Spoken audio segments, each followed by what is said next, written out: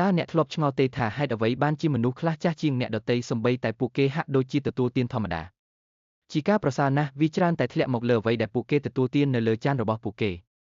ថ្ងៃនេះខ្ញុំនឹងចែករំលែកអាហារទូទៅចំនួន7មុខដែលអាចធ្វើឲ្យអ្នកមើលទៅចាស់ជាងវ័យនិងវិធីជៀសវាងពួកវាដើម្បីរក្សាស្បែករបស់អ្នកឲ្យភ្លឺថ្លានិងក្មេងជាងវ័យ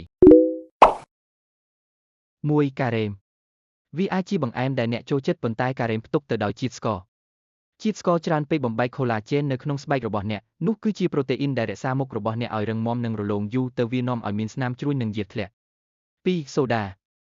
ជាពិសេសសូដាខ្មៅដូចជា Coca-Cola ពួកគេត្រូវបានបំពេញដោយស៊ុយរូប៉ូត fructose ខ្ពស់មួយនៃជាតិស្ករដែលមានគុណភាពទាបបំផុតនៅទីនោះកាបូនអ៊ីដ្រាតក៏ធ្វើឲ្យស្បែករបស់អ្នកខ្សោះជាតិទឹកផងដែរដែលធ្វើឲ្យស្រអប់លេចឡើងលឿនជាងមុន 3. ទឹកផ្លែឈើស្ដាប់ទៅមានសុខភាពល្អមែនទេ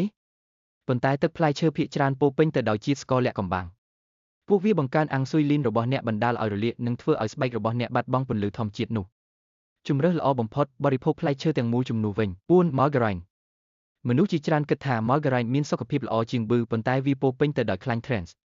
ខ្លាញ់ទាំងនេះធ្វើឲ្យស្បែករបស់អ្នកងាយនឹងពន្លឺព្រះអាទិត្យនិងអាចបង្កើនល្បឿននៃការបង្កើតស្នាមជ្រួញ 5. ជាតិផ្អែមសិប្បនិម្មិត